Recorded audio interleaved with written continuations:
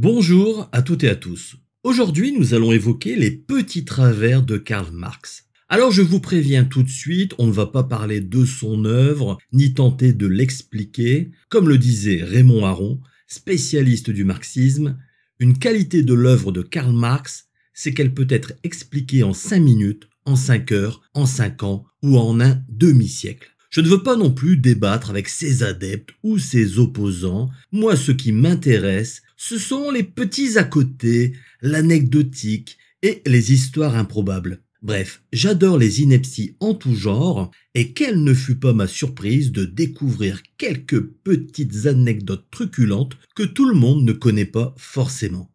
Quand, dans ma folle jeunesse, je suivais des cours d'économie, le professeur nous montrait le visage d'un homme imposant, assez sombre, avec une barbe immense. Je me disais que ce type-là devait pas être très rigolo. On nous bassinait avec le gigantisme de son œuvre et avec ses idées très en avance sur leur temps.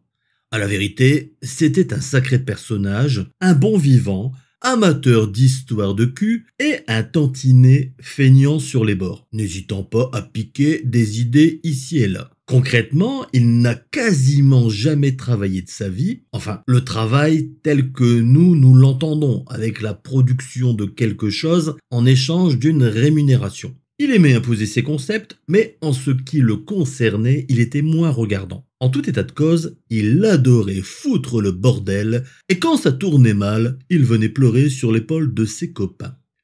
Nous sommes donc en 1844. Karl Marx réside avec son épouse, Jenny von Westphalen, à Paris, dans l'actuel 7e arrondissement. Ils habitent un petit appartement cossu au 38 rue Vaneau.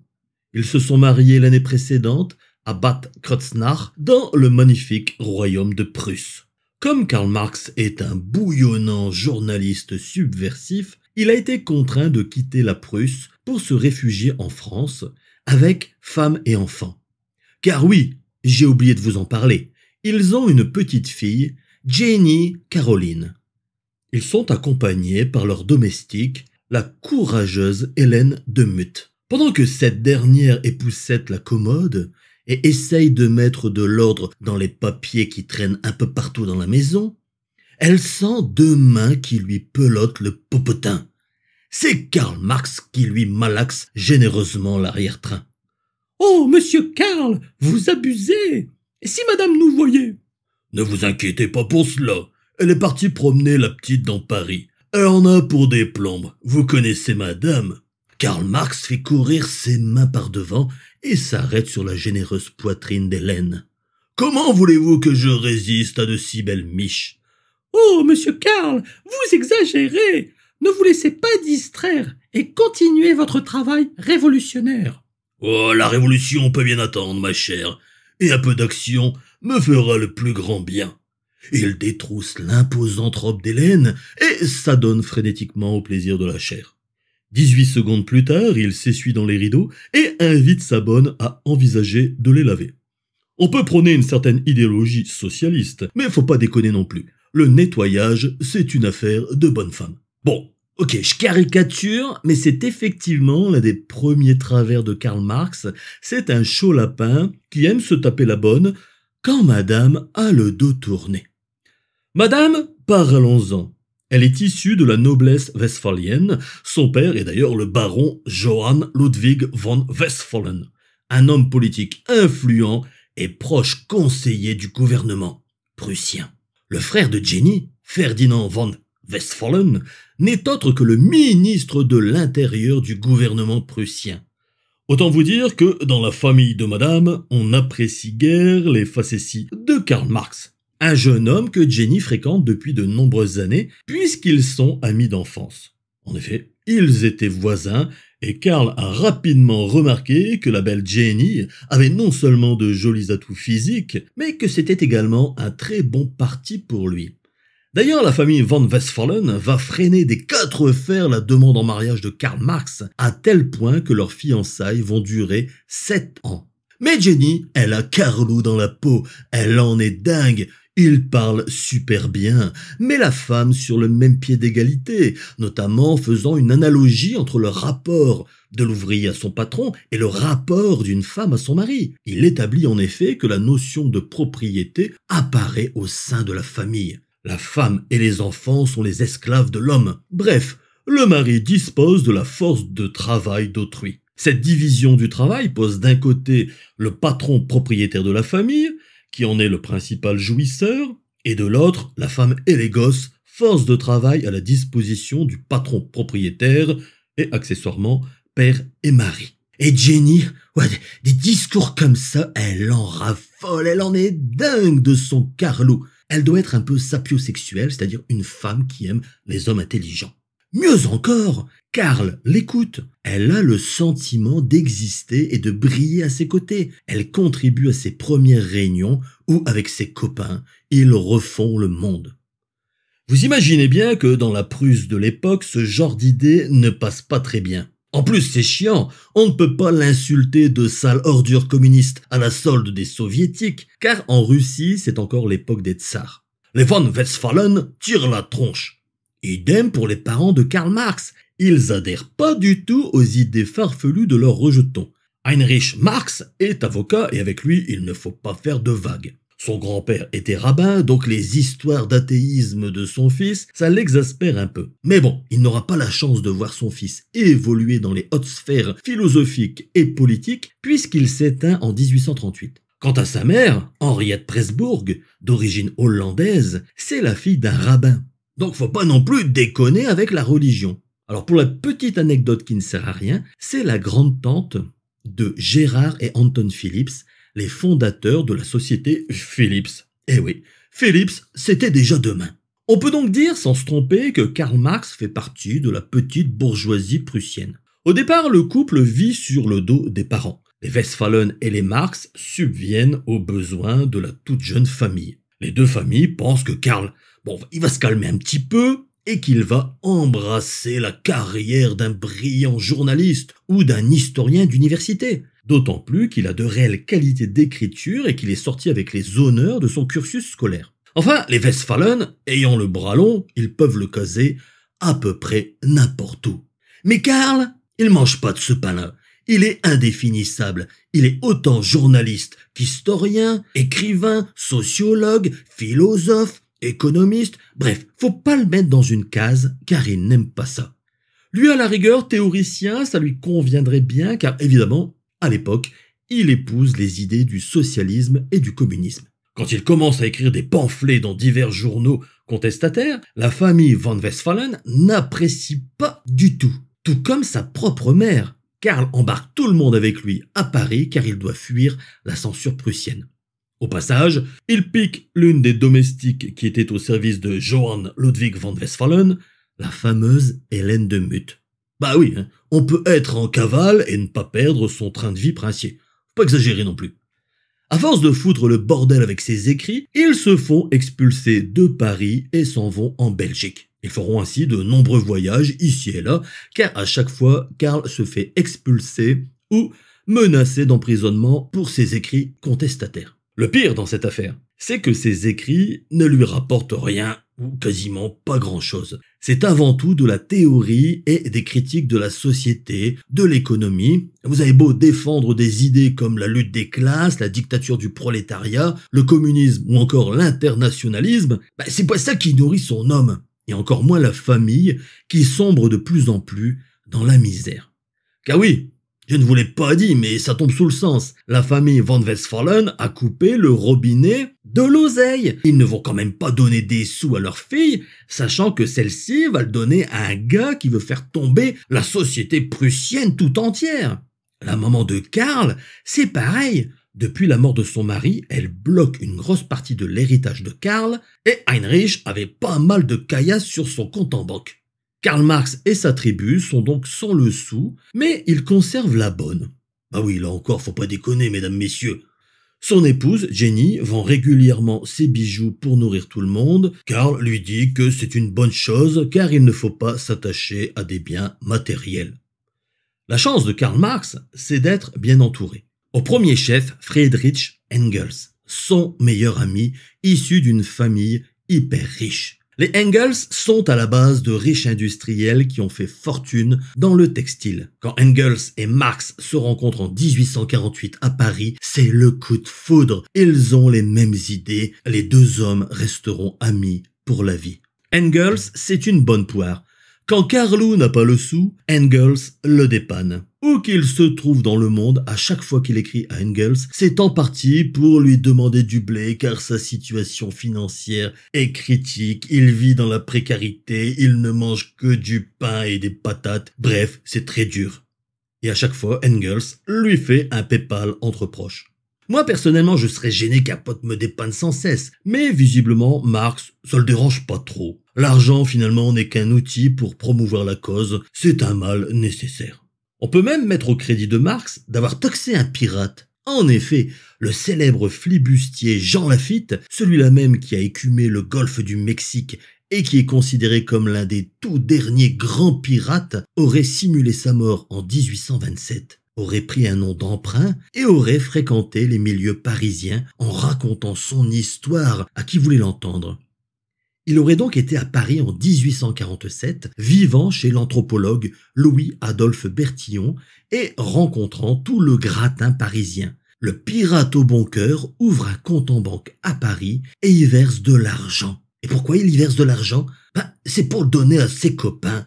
Karl Marx et Friedrich Engels auraient ainsi eu accès au fameux compte en banque pour soutenir la cause. Cette histoire est racontée dans Barassia, l'étrange histoire de Jean Lafitte, pirate, par Louis-Jean Calvé.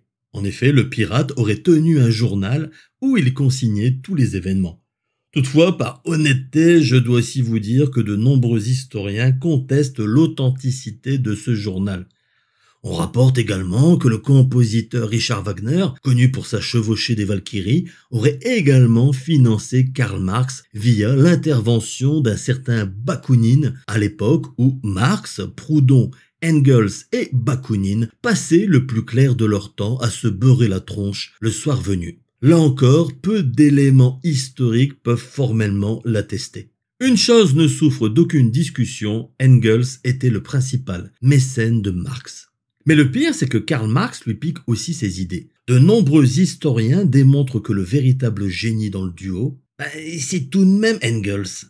Marx a un don pour synthétiser les idées d'Engels. Quand ce dernier écrit les principes du communisme, Karl Marx repompe complètement le livre en l'adaptant à sa propre vision et en y ajoutant ses idées. Idem quand Karl Marx se lance dans son œuvre titanesque intitulée Le Capital. La majeure partie des contributions viennent d'Engels et d'autres. Marx est une éponge, il absorbe les idées de ses contemporains, les analyse et les restitue à sa sauce, bien évidemment en s'appropriant leur paternité. Mais il le fait avec un indéniable brio, faut pas non plus lui retirer son talent, ses facultés d'analyse et de synthèse. Bon, voilà, parce qu'à un moment donné, c'est vrai que ça partait dans tous les sens. Bon, voilà, lui, il absorbe tout ça, il récupère un petit peu tout ce qui est dans l'air du temps et en fait une œuvre.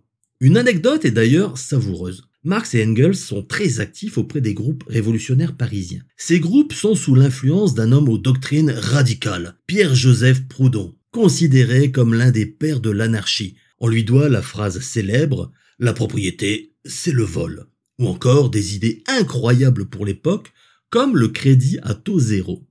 Karl Marx tombe lui aussi sous le charme de cet homme, il est génial. Karl se dit que ça serait bien d'en faire un associé idéologique et qu'il devienne le correspondant officiel de Karl Marx en France pour véhiculer ses idées et ainsi celles d'Engels qu'ils sont en train de rédiger. Mais Proudhon balaye cette proposition d'un revers de main en disant qu'il ne travaille pas à faire tomber les dogmes pour en créer de nouveaux. Vexé comme pas un, Karl va alors critiquer le travail de Proudhon, notamment son dernier livre, Système des contradictions économiques ou Philosophie de la misère. Karl Marx répond par un texte nommé Misère de la philosophie. Bon, vous voyez le truc, philosophie de la misère, lui il répond pas misère de la philosophie, où il attaque personnellement Proudhon, le qualifiant de petit bourgeois. Quand insulte un communiste de petit bourgeois, il l'apprécie pas beaucoup. Il écrit également « Les socialistes bourgeois veulent tous les avantages des conditions sociales modernes sans les luttes et les dangers qui en découlent nécessairement. » Et pas non plus forcément tort, hein, l'ami Karl Marx, mais bon, à l'époque, quand tu dis ça, bah t'énerves tout le monde. Comme vous l'imaginez, l'autre, il est fou furieux et répond que Marx est le ténia du socialisme. Bim, un partout, balle au centre. Les notes de Proudhon à la lecture du livre de Marx seront cinglantes. Plagiat de mon chapitre premier. Allons, mon cher Marx, vous êtes de mauvaise foi. Et tout à la fois, vous ne savez rien. Le véritable sens de l'ouvrage de Marx, c'est qu'il a le regret que partout, j'ai pensé comme lui, et que je l'ai dit avant lui. Il ne tient qu'au lecteur de croire que c'est Marx qui, après m'avoir lu, a le regret de penser comme moi. Quel homme! La propre mère de Marx dira « Au lieu d'écrire le Capital, il ferait mieux de s'en constituer un ». Cette sympathique blagounette fera le tour des clubs prussiens et se propagera en Europe dans tous les clubs de discussion, de réflexion et autres. Bien évidemment, ça va beaucoup amuser les détracteurs de Marx, comme on peut l'imaginer. Une situation va aussi changer la donne. Engels rencontre lui aussi d'importantes difficultés économiques et ne peut plus subvenir aux besoins de son copain comme cochon à chaque fois que l'autre lui demande. Fauché comme les blés, Karl Marx est obligé de travailler. Rendez-vous compte, lui qui vilipende sans cesse les patrons propriétaires, le voici contraint d'accepter de fournir du travail contre un salaire. Quelle misère, mesdames, messieurs. Il écrit donc pour le New York Tribune des centaines d'articles purement alimentaires sur la société, l'économie ou encore la politique. Il s'est engagé à fournir 2 articles par semaine et ce travail est usant. Et en plus, ça le ralentit dans le reste de son œuvre, donc ça ne va pas. Il se fait clairement exploiter, il n'est pas assez payé. Du coup, devinez ce qu'il fait. Eh ben, il demande à son pote Engels d'en écrire pour lui. Des articles d'Engels sont donc envoyés au New York Tribune, signés de Karl Marx. Bon, gonflez le gars quand même. Mais bon, que voulez-vous ma petite dame, il faut bien vivre. D'autant plus que la famille Marx s'est agrandie depuis. Laura a rejoint Jenny Caroline, suivie de Jenny, Julia et Léonore. 3 filles à nourrir et à éduquer, ce n'est pas rien. Qui plus est, si le déblocage de l'héritage du père de Marx a permis de déménager en Angleterre et de loger dans un modeste 30 mètres carrés, la femme de Marx fait une sévère dépression. Tout d'abord parce que le couple a perdu 3 enfants. 3 drames qui ont lourdement affecté le couple. Karl voulait absolument un garçon et Jenny est incapable de lui en donner un. Mais Karl va finalement en avoir un de garçon. À force de copuler comme un petit lapin avec sa bonne, celle-ci tombe enceinte et donne naissance à Frédéric. Si Karl nie les faits auprès de son épouse, la tension familiale est à son paroxysme. Nous sommes en 1851 et après la perte de 3 enfants, voilà que Karl en fait un autre avec Hélène de Muth. Jenny le vit hyper mal et sombre dans la dépression. Et si finalement sa famille, les Westphalen, avait raison? Elle lui répétait sans cesse que ce Karl n'était pas un homme pour elle. La voici cocufiée. Le scandale va jeter la honte sur sa famille. Karl Marx, de son côté, le scandale, il n'en veut pas non plus. C'est qu'en tant que père fondateur du marxisme, il doit tenir son rang, et ça, c'est pas très bien. C'est une attitude un peu petit bourgeois d'avoir une maîtresse comme ça. Il promet à sa femme de trouver une solution. Jenny, quant à elle, se barre 9 mois à l'étranger pour ne pas assister à la naissance de l'enfant illégitime. Devinez ce qu'il va faire, notre ami Carlo? Eh ben, il va passer un appel à un ami. Salut Engels, ça gaze? Bon voilà, je t'explique le topo. Hélène, avec ses gros lolos, elle m'excite comme un fou. Je peux pas résister, j'ai une montée de sève à chaque fois que j'assiste à une ondulation mammaire. Du coup, à force de mettre le petit Jésus dans la crèche, si je peux me permettre l'expression, elle est tombée enceinte. Donc Jenny, elle fait la gueule, je te raconte pas. Aucun esprit d'ouverture, genre je suis sa propriété, donc j'ai pas le droit de coucher ailleurs qu'avec elle. Non mais sérieux, tu vois la petitesse d'esprit?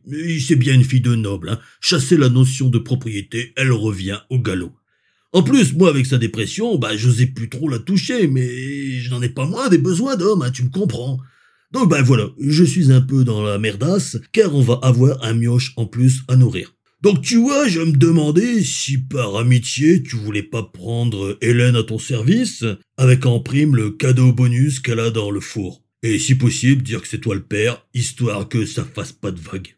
Et la bonne poire d'Engels va accepter. Le gamin sera placé discrètement dans une famille londonienne, le temps que l'affaire se tasse, et le bon Engels le reconnaîtra officiellement plus tard. Vers 1875, la santé de Karl Marx décline. Il fume énormément de tabac et tousse de plus en plus. Il attribue ça au climat humide de Londres et propose à Jenny de s'installer dans le sud de la France. En 1881, malheureusement, sa fidèle et dévouée épouse décède. Il en est terriblement affecté, d'autant plus que sa santé continue de décliner et qu'elle n'est plus là pour le soutenir. Il décide de partir en pèlerinage médical dans le sud de la France, puis en Algérie.